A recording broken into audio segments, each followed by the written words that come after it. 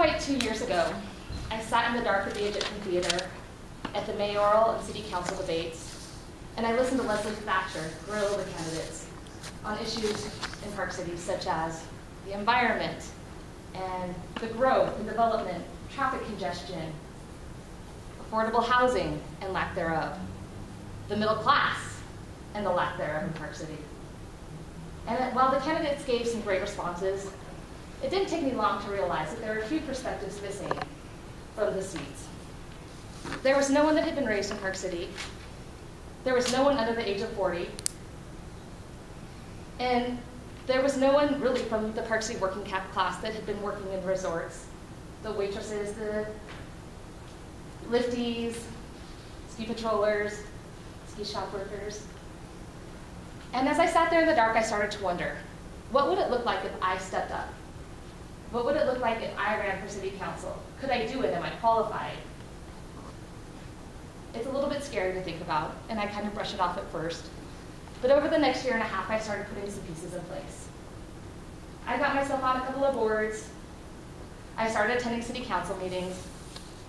I joined Toastmasters. And now, the voice in my head isn't saying, what if? It's saying, I will. So today, I'd like to tell you a little bit about why I feel qualified to run for city council and why I feel so compelled to take this step. I grew up in Park City. I moved here at the age of 9, and immediately, this just felt like home. I grew up in Park Meadows, just below Quarry Mountain, and my brothers and I used to spend days running around through the hills, finding iron pyrite, claiming we found gold, swimming in the shale ponds, catching salamanders. Well, really, who am I kidding? We were swimming in mine tailings, but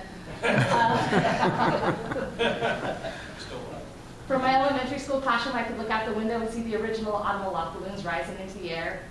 Mr. Peanut was my favorite with his monocle. To the left.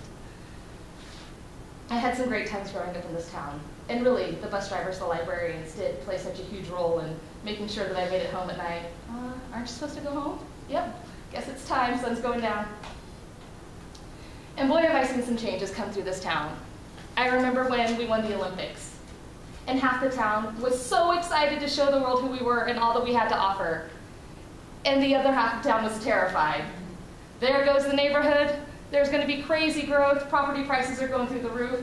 Economic development's coming in. Everyone and their dog will be here. And you know what? A lot of both things happened. We did such a great job. We were able to show the world just who we were. It was such a special time. If anyone was here and walked up and down Main Street and you saw the people coming together and laughing and singing in the street, it was amazing. But property prices did go up. So many people came to town. There's been development everywhere. All the ponds that I used to swim in as a kid are now covered in second homes. There was so much development in the Park Meadows Golf Course area that for many years, the Autumnal Lock Balloon Festival was canceled, but it's now back. And now, it seems as though we're entering another period of time where there could be a lot of potential change again.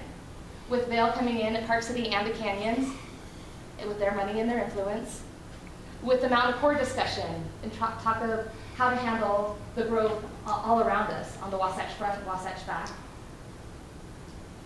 There are so many things that are changing with our climate and what could potentially happen if skiing is no longer our primary economic driver. But I don't think we should be afraid of change. It's coming. It's going to happen. But I do think there are some ways right now we can take a step forward and start making some plans. I think that it's important that we start making a plan to keep our community diverse and keep families in neighborhoods and make sure our workforce has a place to live. It's important that we start making plans to handle the traffic and the congestion coming into town and handle the growth that's going on around us. It's important that we start planning for our economy and figure out what we're going to do if skiing is no longer a primary economic driver. What will mountain biking be enough?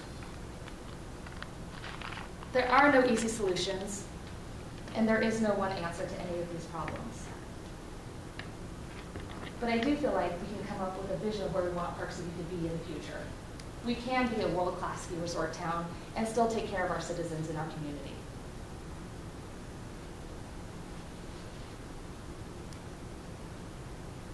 So at this point in time, I'd like to invite everyone to take a chance and look at me as someone that you could talk with and collaborate with.